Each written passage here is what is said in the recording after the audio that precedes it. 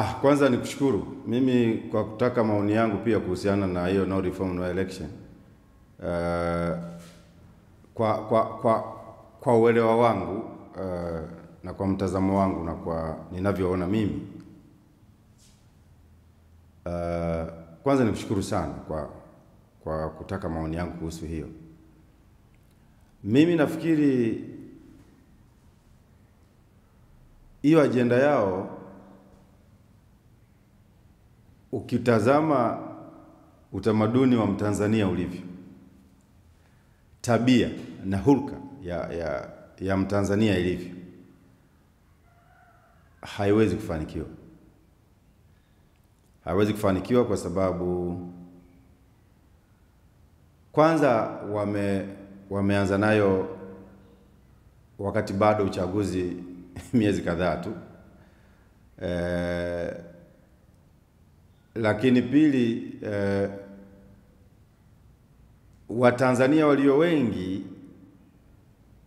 hawajaielewa, wakiwemo hata wao viongozi wa Chadema baadhi na hata wanachama wao, lakini pia Watanzania walio wengi hawajaielewa. Kwa hiyo unavyosema kwamba kusipofanyika mabadiliko ya kimfumo watazuia uchaguzi, sidhani kama watafanikiwa. Na mimi naamini hawatafanikiwa. Hawezi kufanikiwa kwa sababu ya huruka na utamaduni wa Watanzania. Labda nikurejeshe nyuma, wanazungumzia sana kuhusiana na hali ya uchaguzi, tume huru na taasisi zake wanavyofanya kazi. Chadema waliwahi kuwa na wabunge karibu 100, kama sikosei, watanisaisha wenye takwimu nzuri. Kwa tume hii waliingia bungeni, na hata hiyo kamati kuu yao iliyokuwa chini ya Mbowe na sasa ambayo iko chini ya Lissu, wamekaa bungeni miaka mingi sana. Freeman Aikaeli Mbowe kakaa bungeni miaka mingi sana kwa tume hii, tena hata haijafanywa mabadiliko. Lakini Tundu Lissu amekaa bungeni muda mrefu. John Heche ambaye ni makamu wa mwenyekiti bara amekaa bungeni muda mrefu sana. Kwa hiyo wako viongozi wengi, kina Mwakajoka wale nyanda za juu kusini, wamekaa bungeni muda mrefu. Nilikuwa nakaa nao mimi, baadhi yao na pia ni marafiki zetu. Lazima tuwe. Unajua wakati mwingine kuwa Chadema au kuwa CCM au CUF haizuii watu kuwa karibu au kuwa marafiki. Kwa hiyo tunawafahamu vizuri wakati ule wa serikali ya awamu ya 4 na hata wakati wa Mkapa pia kulikuwa na wabunge wa mule. Kwa hiyo ni ajenda ambayo mimi nadhani labda wamejua kwamba hawawezi kufanya vizuri kwenye ngazi ya urais na kwenye ngazi ya ubunge. Lakini mimi kwa mtazamo wangu na kwa ushauri wangu, wangeachana na hiyo ajenda, wangeingiza timu uwanjani, ili anayetaka kugombea ubunge agombee, kama kuna mambo ya urais wagombee, na udiwani watu wagombee kwa namna hiyo. Lakini kusema kwamba tutazuia uchaguzi ni kama kutokuwa na mabadiliko, mimi sidhani kama Watanzania wana tabia hizo. Sidhani. Tabia hizo labda ziko Kenya huko na mataifa mengine, lakini kwa Tanzania sidhani kama wanaweza wakafanikiwa kwa hili. Sidhani, kwa sababu Watanzania wengi wana tabia zao tu tofauti na mtu yoyote duniani, na kwenda kumlazimisha akazuia uchaguzi au aingie barabarani azuie uchaguzi ni jambo ambalo halipo wala halitowezekana. Nazungumzia huruka, utamaduni na tabia zetu sisi wa Tanzania tulivyo. Ukitaka kujua hilo, walikuwa wanahamasisha watu wasiende kujiandikisha kwenye daftari la wapiga kura, lakini watu wanaendelea na kazi kama kawaida kujiandikisha kwenye daftari la wapiga kura na mambo yote yanaendelea. Kwa hiyo wangejifunza tu hata kwenye uandikishaji hapa. Wamehamasisha watu wasiende, lakini watu wanakwenda. Sasa ni ngumu sana kusema kwamba no reform no election. ni maneno tu, na mimi ninavyoona Chadema ni walalamikaji tu kama walalamikaji wengine.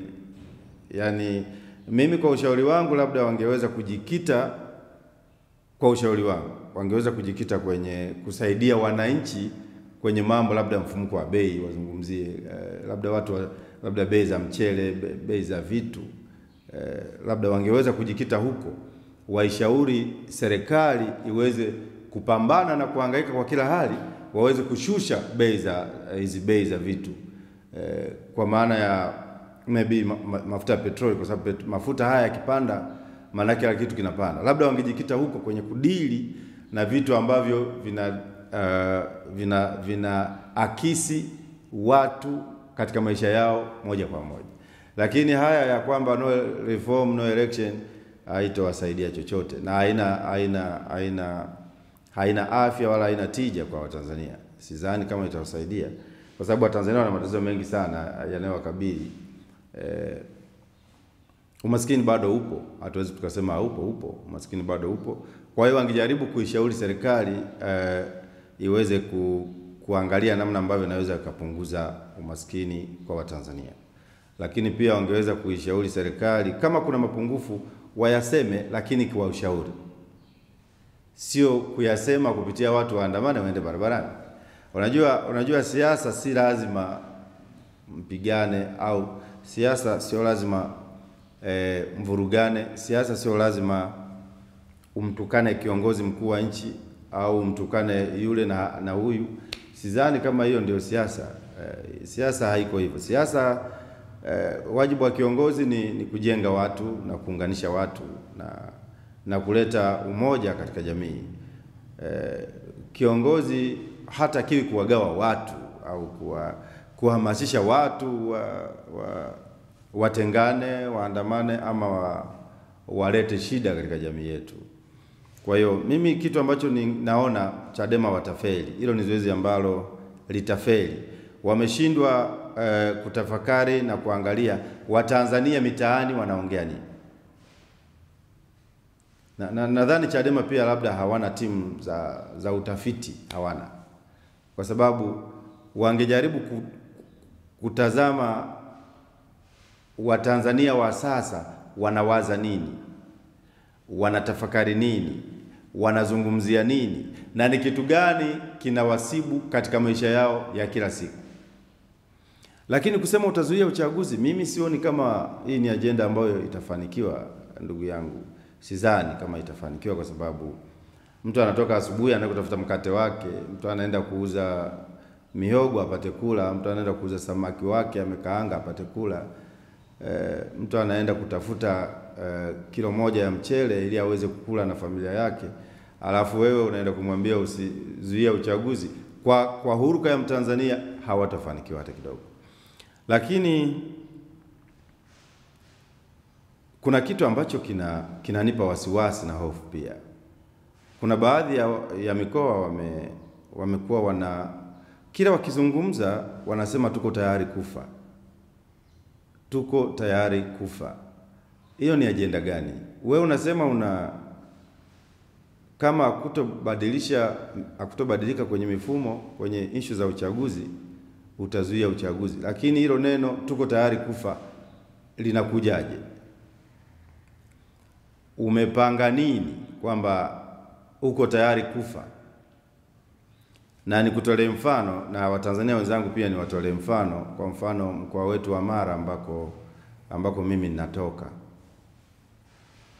Nimekuwa namfuatilia kiongozi mmoja wa Chadema ngazi ya mkoa. Nafikiri ni ndugu yake makamu wa mwenyekiti wa Chadema, John Heche, na yeye pia anaitwa Heche. Nimekuwa namfuatilia kauli, kwa sababu mimi natoka kule, na najaribu kuangalia kauli za huyu jamaa zinalenga nini. Na nadhani watu wa mkoa wa Mara pia si wale ambao tuliwazoea zamani kwamba wakitaka kufanya vurugu waanzie mkoa wa Mara. Watu wanabadilika, vizazi vinabadilika. Mkoa wa Mara pia tunahitaji utulivu, tunahitaji amani, tunahitaji mshikamano. Kwa hiyo sio kwamba kwa kuwa umezaliwa Mara basi wewe ndio uwe mwanzo wa vurugu katika nchi hii. Nchi hii muasisi wake ametokea mkoa wa Mara. Sasa lazima pia tuheshimu hilo kwamba mkoa wa Mara sio mkoa wa vurugu na sio mkoa wa watu kujitapa kwamba tunaweza tukafa kwa sababu ya uchaguzi. Mwalimu Nyerere wakati anafanya harakati na wenzake kuweza kupata uhuru wa nchi yetu, hawakumwaga damu. Walikaa wakaplani mipango yao na mikakati yao, mwisho wa siku ikafanikiwa bila kumwaga damu. Lakini kuna baadhi ya mataifa walimwaga damu ndio wakapata uhuru. Kwa hiyo ni mshauri mwenyekiti wa mkoa wa Mara wa Chadema asizungumzie sana habari ya kwamba tutakufa, tutamwaga damu kama kutokuwa na mabadiliko ama kuzuia uchaguzi. Mkoa wa Mara una historia yake, una sifa yake, na lazima tulinde legacy ya baba wa taifa Mwalimu Julius Kambarage Nyerere kwa kuto entertain kufanya vurugu katika mkoa wa Mara. Mkoa wa Mara unatakiwa uwe na viongozi ambao moja wanahamasisha maendeleo ya watu, maendeleo ya vitu, maendeleo ya watu. Lakini kwa kumwenzi baba yetu wa taifa, hatupaswi mkoa wa Mara kutangulizwa mbele kwamba tunaweza tukafanya vurugu kwenye uchaguzi. Mimi sikubaliani naye, na waomba wananchi wenzangu wa mkoa wa Mara tusiwe sehemu ya watu ambao tunaweza tukatangulizwa mbele kwa maana ya kutaka kufanya vurugu au kuzuia uchaguzi kwa kauli zao wanavyozungumza Chadema. Kwa sababu ana kauli kali na tata sana kuhusiana na swala letu la uchaguzi.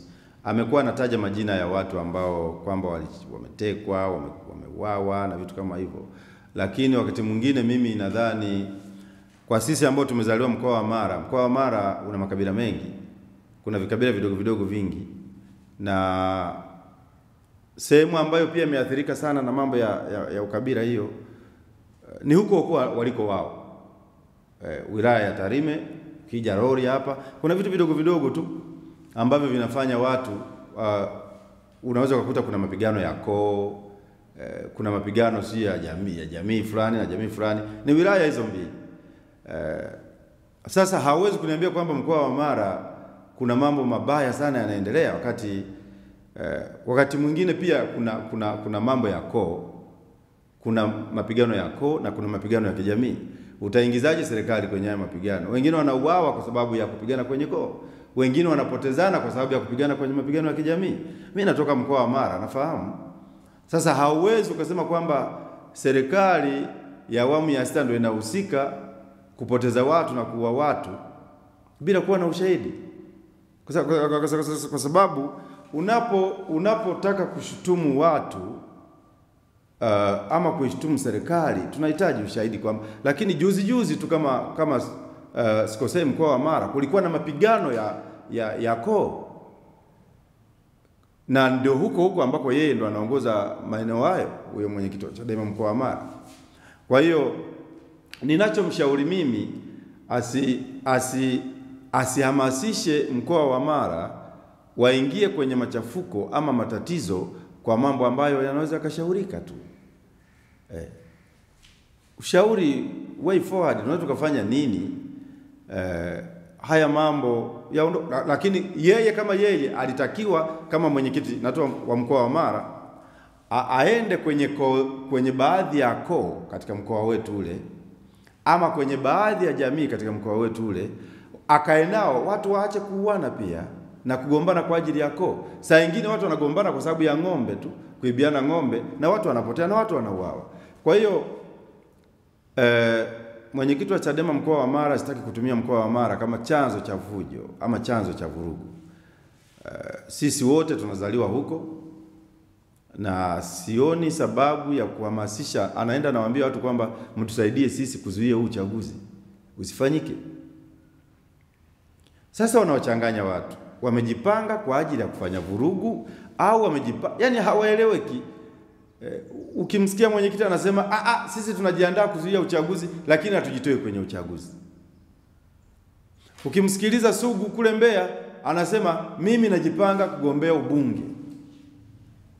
Ukiwasikiliza wengine wanasema sisi tutazuia uchaguzi. Kwa hiyo very confusion.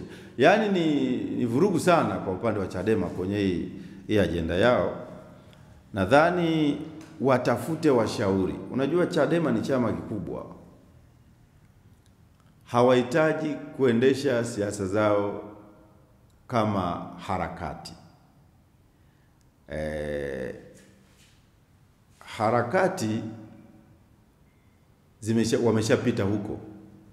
Ni chama ambacho wanahitaji kutumia nyenzo mbadala, maybe mazungumzo, kushauriana na watu wengine, lakini kufikiria kwamba unaweza ukazuia uchaguzi kwa sababu ya mifumo, hilo mimi siliafiki. Lakini kitu ambacho ninachosikitika nacho na kuona kinachonishangaza, Chadema waliingia ndani ya bunge awamu ya 4, wengi sana, wabunge walikuwa ni wengi, hawakuwahi kuzungumzia tume ya uchaguzi.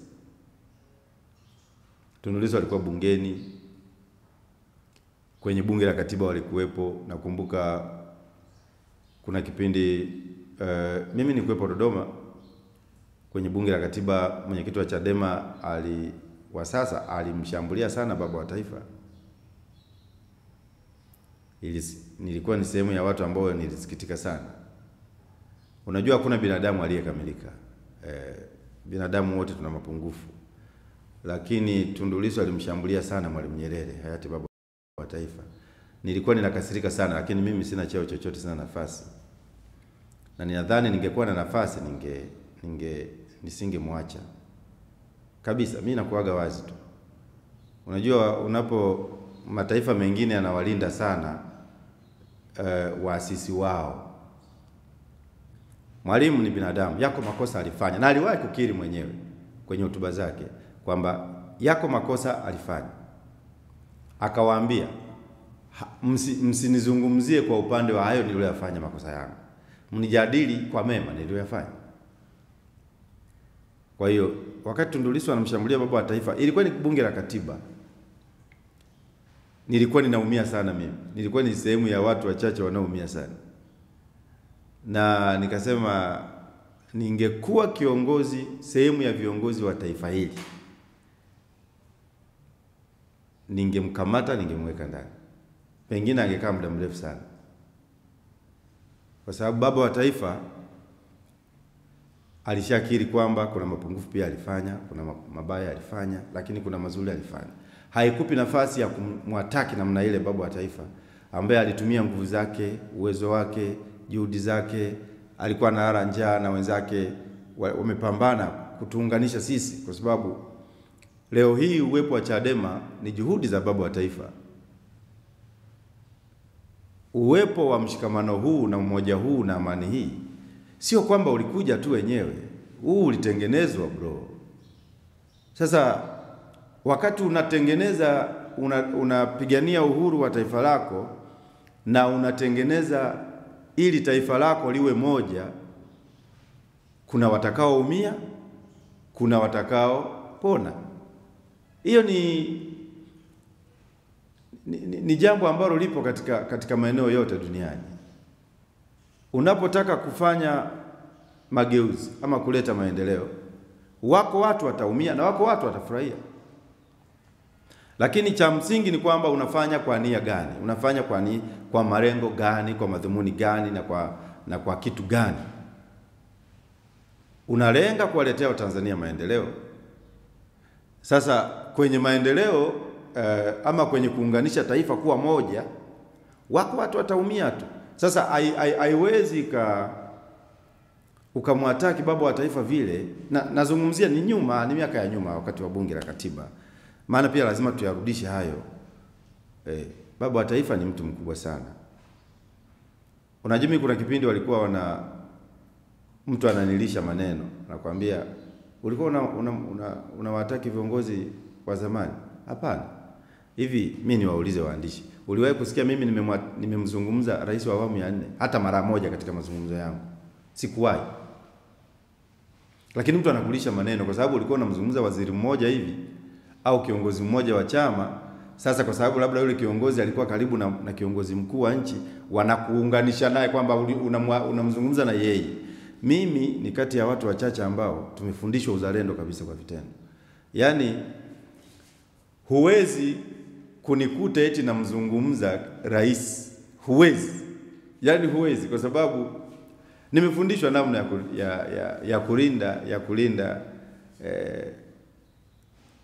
kulinda viongozi wetu wastaafu na kuheshimu viongozi wetu wastaafu kwenye ngazi ya urais. Huwezi. Au waziri mkuu, huwezi. Au makamu wa rais, huwezi kukuta anafanya hayo. Lakini kama kuna mtu yuko ndani ya ni waziri tu, alikuwa waziri au alikuwa mtu kama anafanya mabaya, tunamzungumza tu kwamba wewe unavyofanya sio vizuri. Lakini kwa mtu yoyote ambaye amepitia kwenye elimu za kuwaheshimu na kuwalinda viongozi wetu wastaafu, hasa wenye ngazi ya urais, waziri mkuu na makamu wa rais, mimi ni sehemu ya watu ambao ninalifahamu sana hilo. Sasa unaweza kukuta mtu mwingine ambaye hakupendi anakuunganishia, yeye kwa sababu umemzungumza labda mtu wake, anaunganisha, anakuleta mpaka huko kwingine ambako wewe hukuwahi kufanya.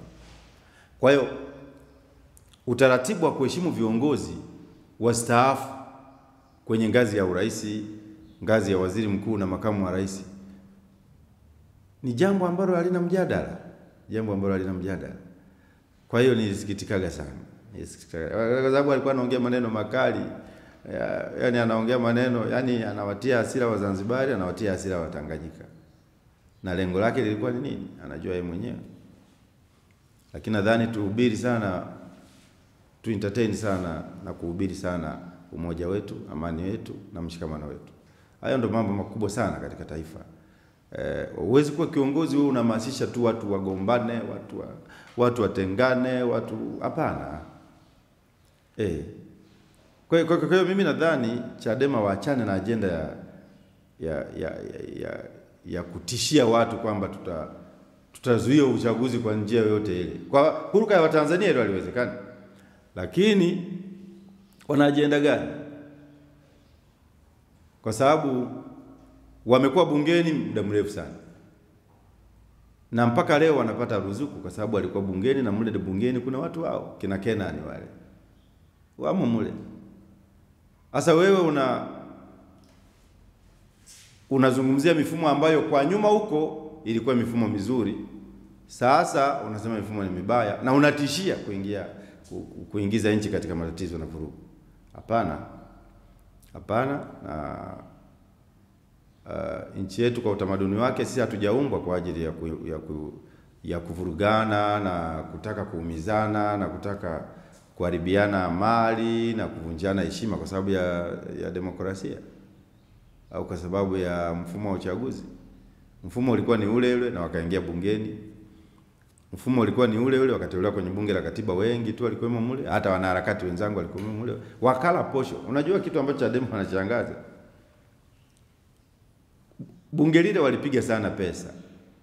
Sana. Na ulikuwa usikii wanalalamikia habari sijui wabunge wanalipwa fedha nyingi bla bla, kwa sababu walikuwa wanapata pesa. Na walikuwa na madili, walikuwa kwenye kamati za bunge mle. Kwa nini wasingekuwa na goma? Kwamba kwa sababu huku kuna pesa nyingi bungeni, mgome msichukue hiyo pesa yenu irudi kwa. Mwambie spika wa bunge airudishe kwa wananchi. Nyinyi si mnasema kwamba kuna pesa nyingi bungeni. Sasa hizo pesa zilizoko bungeni mkatae kuchukua mishahara hiyo mishahara yenu iende kwa wananchi. Kuna mtu hata mmoja wa Chadema anakubali hilo? Kwa hiyo wakati mwingine swala la amani ya nchi halina mjadala na mtu yoyote, halina mjadala. Yaani swala la amani ya nchi halihitaji kumuomba mtu. Linapofikia kwamba Tanzania inahitaji kuendelea kuwa moja, hauhitaji kumuomba mtu. Kwa sababu umoja huu ndio unafanya leo Chadema ipo. Umoja huu ndio unafanya leo Chadema wanakwenda Zanzibar, wanakunywa gahawa kule, wanakunywa uji ule wa pilipili wa wenzetu waliofunga kwa sababu ya amani iliyopo.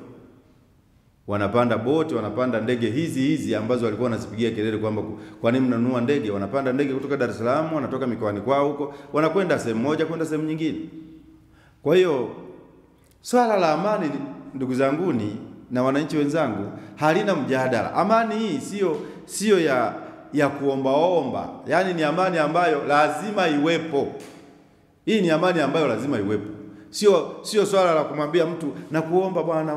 Hapana, amani lazima iwepo, kwa sababu ndiyo inatufanya leo hii tunaongea, tunatamba, tunafurahi na vitu kama hivyo. Mapungufu kama taifa hayawezi kukosekana. Hakuna taifa lolote ambalo unaweza ukaenda watu wasilalamike. Mataifa yote wako wanaolalamika, wako wanaofurahi, wako wanaohangaika. Cha msingi ni kwamba fanya kazi yako halali. Uhuru uliopewa na serikali utumie vizuri ili maisha yaendelee. Lakini mambo ya kusema tunaomba wananchi wa mkoa wa Mara sijui mtusaidie kuzuia uchaguzi utakapofika, hiyo ni kauli ambayo mimi kama mkazi wa mkoa wa Mara sikubaliani nayo. Sikubaliani nayo kwa sababu mkoa wa Mara ni mkoa ambao una historia kubwa katika taifa letu, na wajibu wetu sisi kama wazawa katika mkoa wa Mara lazima tulinde historia ya mkoa wa Mara kwa njia yoyote ile, kwa maana mkoa wa Mara hautakiwi kuwa sehemu ya chanzo cha vurugu ama iwe sehemu ya kuhamasisha watu kufanya vurugu. Mkoa wa Mara ni mkoa ambao una historia yake. Baba wa taifa hili la Tanzania alitoka Mara, aliunganisha Watanzania wote, makabila karibu 121 yaliunganishwa ili watu wawe wamoja. Alikuwa halali, alikuwa saa nyingine analala njaa, aliwahi kuwekwa mabusu, alidhalilika. Tanzania mimi wakati mwingine wanajiuliza Chadema wanatafuta nini, kwa sababu kama ni uhuru, si tayari uhuru tunao. Kama ni uhuru, tayari uhuru tunao. Utasikia wanakuambia tunapigania ukombozi wa taifa hili la Tanzania. Tanzania lini haiko huru? Tanzania iko huru miaka mingi. Tanzania iko huru tangu 61 huko. Tanzania iko huru. Unapigania uhuru gani wewe? Uhuru wa kuhamasisha watu kuleta vurugu au kutengana? Uhuru gani huo? Kwa mimi nawaomba wakazi wenzangu wa mkoa wa Mara, Watanzania wenzangu katika mikoa yote ya Tanzania, bara na visiwani, uhuru huu, amani hii tunahitaji tu kuitunza. Wedha kwamba yako mapungufu madogo, serikali kama serikali naamini yanafanywa kazi, kwa maana ya kupunguza baadhi ya misuguano, baadhi ya malalamiko na baadhi ya watu, kwa sababu hamwezi mkawa taifa alafu mkawa na mtazamo mmoja. Wako watu watakuwa na mtazamo wao na wako watu watakuwa na mtazamo wao. Kwa hiyo lakini mitazamo hiyo iwe chachu ya kuwaunganisha watu tu na kuwaletea watu maendeleo, sio mitazamo ya kutaka kugawa watu, hapana. Tunahitaji mitazamo ambayo inajenga zaidi, inalinda zaidi uhuru wa watu, kwa sababu hii nchi ni tumekubali kuwa na uhuru wa vyama vingi, lakini pamoja na kuwa na uhuru wa vyama vingi haikupi wewe kwa sababu tu ni mpinzani uhamasishe watu kuingia barabarani, waharibu mali za watu wengine, uingie barabarani uvuruge uhuru wa watu wengine kwa sababu tu wewe ni mpinzani na katiba inakutambua kama mpinzani. Tusitumie upinzani kutaka kuwagawa watu. Mimi huwa nasema kiongozi mzuri ni yule anayeunganisha watu, anayewafanya watu wawe wamoja tu. Kiongozi mzuri anatakiwa azungumzie shida zinazowakabili watu. Ndio maana nimekuambia awali, Chadema walipaswa wajikite kuwasaidia Watanzania na kuwapigania, kuzungumzia labda bei ya mkaa, labda bei zimepanda za mchele, labda sio kitu gani. Na unapozungumzia habari ya mchele uwe na reference kwamba mkoa wa Mara kilo moja mchele unauzwa shilingi ngapi, Dodoma mchele unauzwa shilingi ngapi, Dar es Salaam mchele unauzwa shilingi ngapi, Mbeya mchele unauzwa shilingi ngapi. Nchi wako watu, hatuwezi tukakataa kwamba Tanzania hakuna umaskini, upo. Lakini ni Tanzania pekee ndo kuna watu maskini. Wajibu wa serikali ni kuwasaidia wananchi waondokane na umaskini, ni wajibu wa serikali. Lakini si kuhamasisha watu kwamba ili umaskini uondoke lazima ufanye vurugu. Hapana. Wajibu wa Mtanzania mmoja kwanza ni kufanya kazi. Akishafanya kazi, yako mahitaji yake muhimu ambayo serikali inaweza kumsaidia. Yako moja kwa moja ikamsaidia kupunguza hayo makali ya maisha yako. Ni kusimamia tu baadhi ya taasisi ambazo zinahusiana na watu moja kwa moja, zinasimamiwa tu kwa weledi, mambo yanapungua. Kwa mfano, tulikuwa na shida ya dola. rais amejitahidi na dola ikawa chini, ingawa sasa hivi imeanza kupanda tena kidogo, lakini ni juhudi za rais na serikali yake. Kuna vitu ambavyo amefanya vimekwenda vizuri.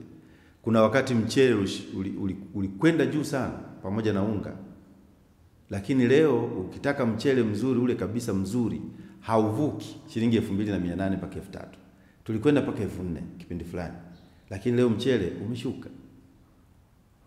Tulifikia tunanunua kitumbua shilingi 1,000, lakini leo utapata kitumbua cha buku na kitumbua cha 500 kipo, na kuna kitumbua cha 200 mpaka 300. Unapata kitumbua, unapiga na chai yako. Kwa sisi ambao ni wale wa mtaani, mimi napenda kitumbua, ndio maana nimekutolea mfano na chapati.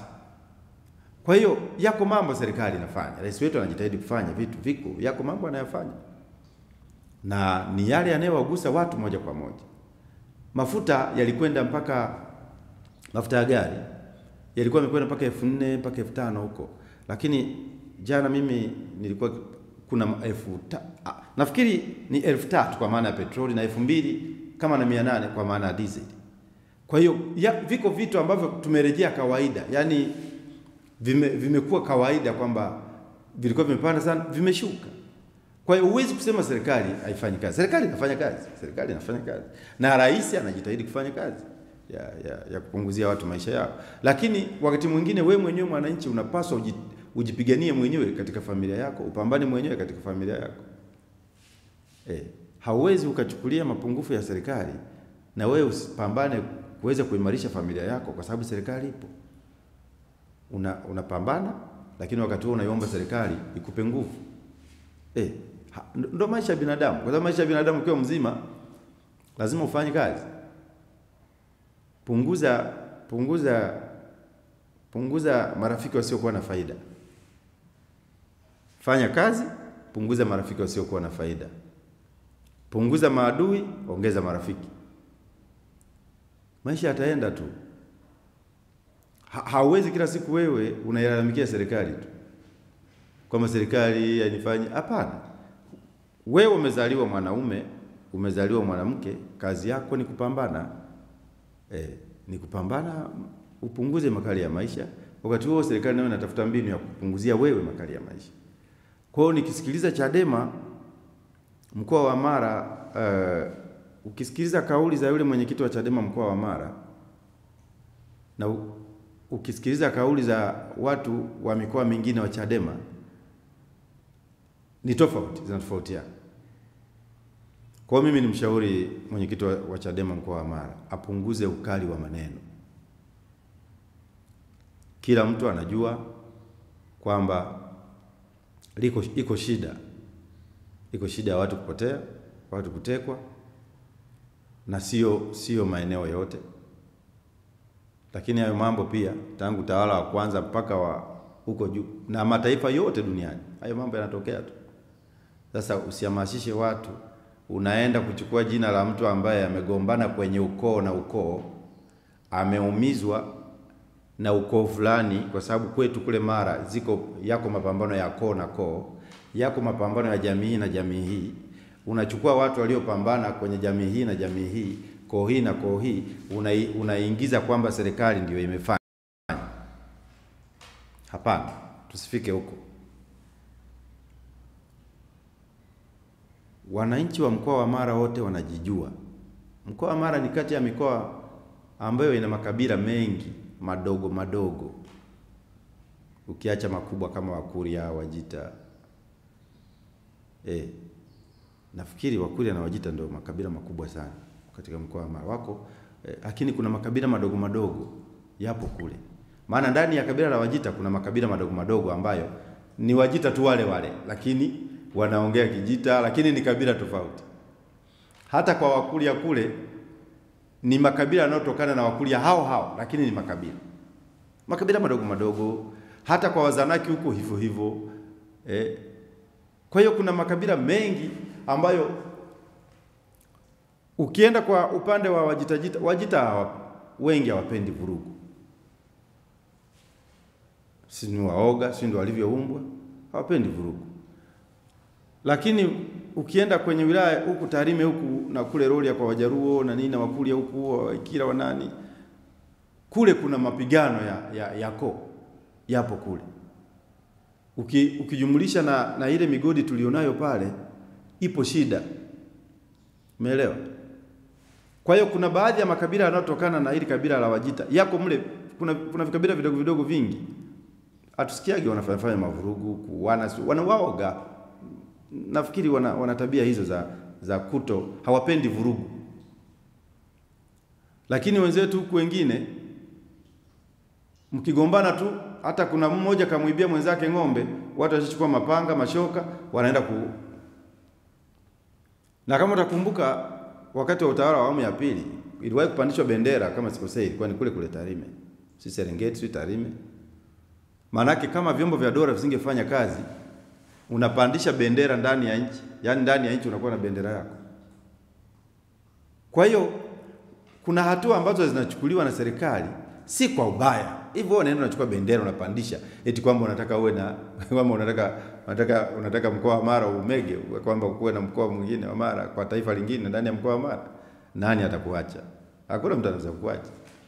Kwa hiyo ilikuwa ni miaka hiyo ya wakati wa Mwinyi, tunasoma vitabu na historia na nini, wanatuhadisia. Na kuna watu walitolewaga kule Tarime kule si Serengeti wakapelekwa Zanzibar, wako huko mpaka leo wako huko. Kuna Wanyakyusa walitolewa huko Mbeya wakapelekwa Zanzibar huko. Lengo ni kuunganisha nchi yetu iwe moja. Hakuna cha Uzanzibari, hakuna cha Uzanzibara. Tanzania ni moja. Full stop. Hakuna mtu wa kubadilisha hilo. Ni vizazi na vizazi lazima vielewe kwamba jamii ya Wazanzibari na jamii ya watu wa Tanzania bara ni moja tu. Na inapaswa kuheshimiwa kwa hilo. Kwa hiyo technically Chadema, tactically Chadema ninaona wanaenda kufeli kwa sababu ya no reform no election. Wa Tanzania ukitazama utamaduni wetu, ukitazama tulivyo sisi, ni ngumu sana Chadema kuweza kutoboa, ni ngumu. Kwa mimi ningewashauri wadili na mambo yanayowasibu wananchi ya kila siku katika maisha yao. Na washauri wagombee. Kwa sababu kwenye ngazi ya urais uwezekano wa kushinda ni mdogo. Lazima tuwe wa kweli. Mheshimiwa Rais Samia ni kama ameshashinda.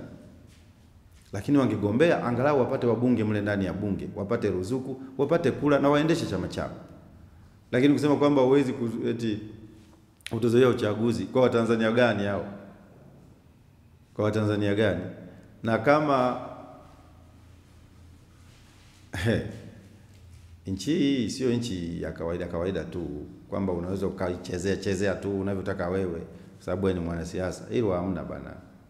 Tanzania ni nchi kubwa sana na ina weledi sana kwenye mambo ya demokrasia haya, kwenye mambo ya ulinzi na usalama, kwenye kila kitu. Nchi yetu imebarikiwa kulingana na mifumo ambayo baba wa taifa Mwalimu Nyerere na mwenzake wa Zanzibar kule Karume walituwekea. Hiyo misingi na hiyo miiko haiwezi kuvunjwa na mtu yoyote. Huo ndio ukweli. Hakuna mtu yoyote anayeweza kuvunja misingi iliyowekwa na waasisi wetu. Hakuna. Hilo mimi nawaambia. Na mtu yoyote atakayejaribu kuvunja misingi ya nchi yetu na miiko tuliyowekewa, asahau.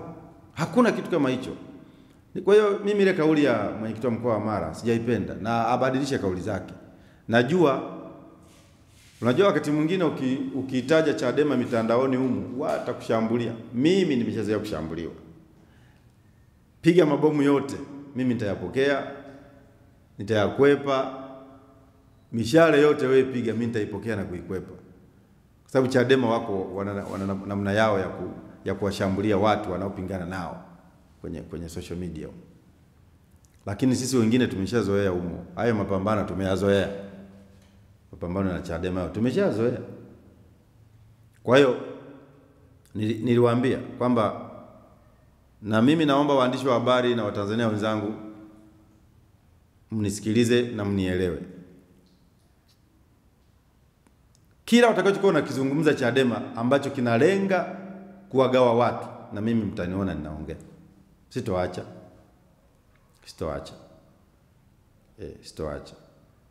Kwa hiyo nilikuwa najaribu kujibu, si mimi nilikwambiaga naweza nikajibu masaa hata mawili.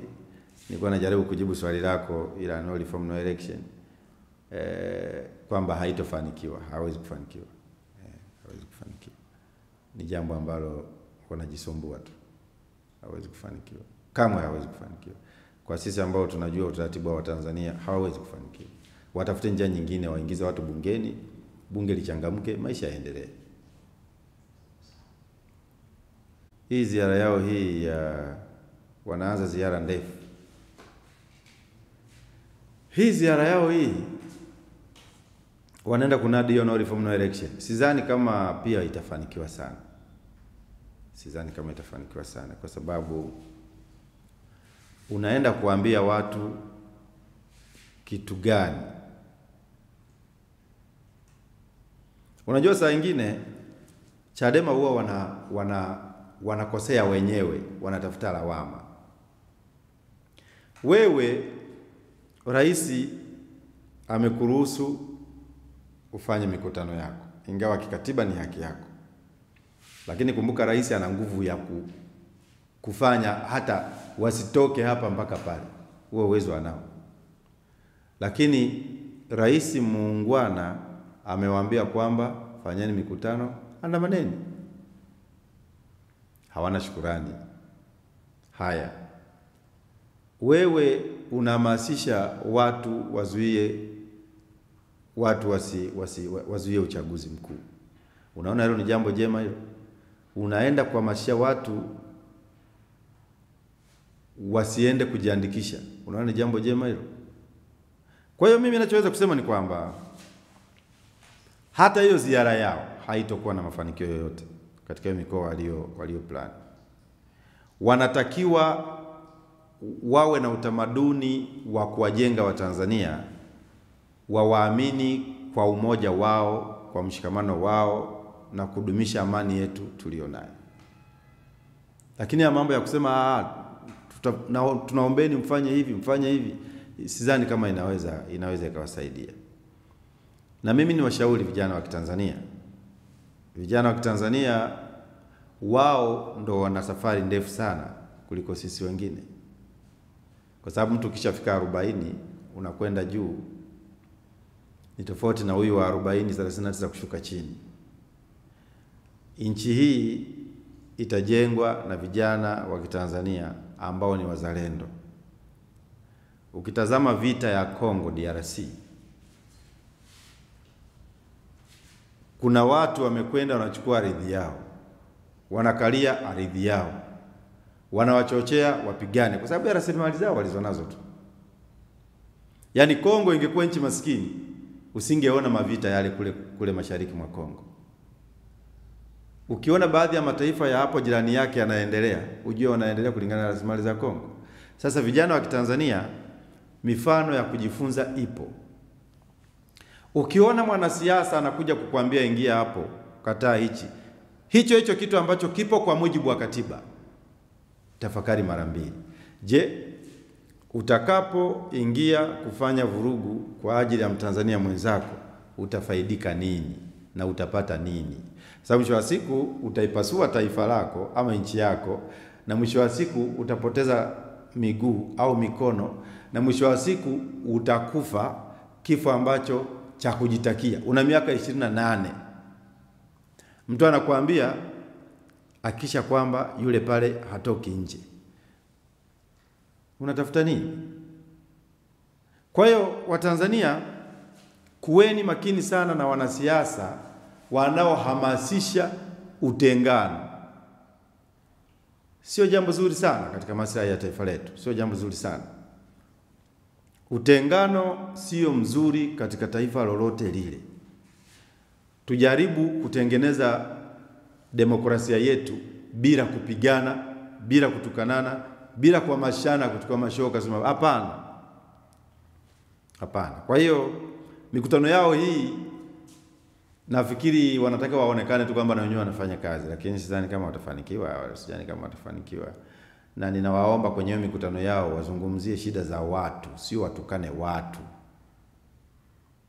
Wazungumzie shida zinazowakabili wa Tanzania. Sio watukane viongozi walioko serikalini. Sio watukane rais wetu na viongozi wenzake.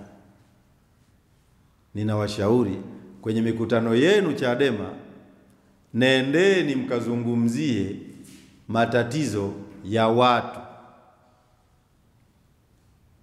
mfumuko wa bei. Kama unaona kuna ubovu wa barabara hapo, ongea. Kama unaona hapo hakuna haki na una uthibitisho, una kila kitu unacho, ongea. Lakini sio mtukane rais, sio watukane viongozi wengine. Kumtukana mheshimiwa rais ni jinai. Mimi nawaambia tu vijana wa Kitanzania na Watanzania wenzangu, rais katika taifa lolote lile hulindwa, hutetewa, na rais muungwana kama rais wetu Chadema walipaswa kumshukuru sana. Chadema sasa hivi hawazungumzii wafungwa wa kisiasa walikuwa 400 magerezani. Mheshimiwa Rais Samia kawatoa wote. Kulikuwa na watu walikimbia wenyewe tu, wakasema sisi tunataka kufanywa hivi, wakakimbia. Rais Samia kawaambia rudini wote, na wamerudi. Kina God Bless Lema wako Tanzania hapo, wake zao wako Canada, wao wako Tanzania wanakula bata. Kina Tundu Lissu wako Tanzania, wake zao na familia zao ni raia wa Marekani. Tunayasema haya Watanzania wajue. Anayekuja kuhamasisha kwamba zuia uchaguzi, usiingie kujiandikisha, yeye mwenyewe, mke wake na familia yake wako Marekani, na sio tu wako Marekani, ni raia wa Marekani. God Bless Lema yuko Tanzania, mke wake na familia yake wako Canada, na wanaelekea kuwa raia wa Canada, lakini wanakuja barabarani, bwana ingia hapo bwana, ingia hapo. Kwa hiyo ndugu zangu wa Tanzania wenzangu, na waombeni sana Chadema wanapokuja na mikutano yao huko mliko, tafakari faida zake na athari zake. Hiyo mikutano yao ina faida kwako au ina hasara kwako? Kila kiongozi wa Chadema atakavyokuwa anatoa neno moja, mwananchi liangalie. Hilo neno moja ambalo anakuambia lina faida gani kwako, na unadhani hilo neno linaweza likakupa faida gani katika maisha yako? Kama kuna kishawishi chochote cha kutaka kuligawa taifa letu, kumdhalilisha rais wetu, msikubaliane na hilo. Na washaurini sana, siasa sio ugomvi. Siasa ipo, demokrasia ipo kwa maana ya kujenga nchi yetu. Uwe CUF, uwe ACT, uwe Chadema, uwe CCM, wajibu wetu ni kujenga taifa letu. Tuna miaka 60 tu. Marekani wana miaka zaidi ya 200, 300 huko, ndio mataifa yao yameendelea kama mnavyoona huko Ulaya. Sisi miaka 60 tu watu wanapiga kelele. Kuna watu wameendelea kwa miaka 200 plus mpaka 300, ndio wamepata hayo maendeleo mnayoyaona kwenye TV. Kwa hiyo tuko na hatua kubwa. Maendeleo yapo, maendeleo ya vitu yapo, na hata maendeleo ya mtu mmoja yapo, lakini pia changamoto za wale watu maskini zipo. Lazima tukubaliane na hali hiyo. Kwa hiyo wanapokuwa wanakuja kwenye mkoa wako, tafakari, jadili. Uwe kwenye kahawa, uwe kwenye mgahawa, uwe kwenye klabu cha pombe, uwe unapiga vyombo, jadili. Yaani mtu anakuja kwenye mkoa wako, kwenye kijiji chako kuambia bwana usiende kujiandikisha bwana, tuhakikishe tunagomea uchaguzi. Tafakari.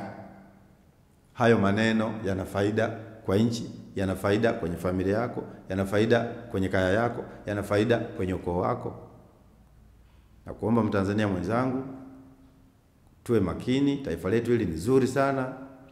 Mataifa ya jirani na wengine wanatamani kuja Tanzania, na wakija Tanzania wanaenjoy, wanafurahi. Makabila ni mengi, lakini Tanzania huwezi kujua kama kuna makabila zaidi ya 120 huko plus. Wengi wanajua tu tuna kabila moja tu la Waswahili basi. Na hilo jambo lazima liendelee kusimamiwa na kulindwa. Umoja wetu, mshikamano wetu, amani yetu havina mjadala na mtu yoyote.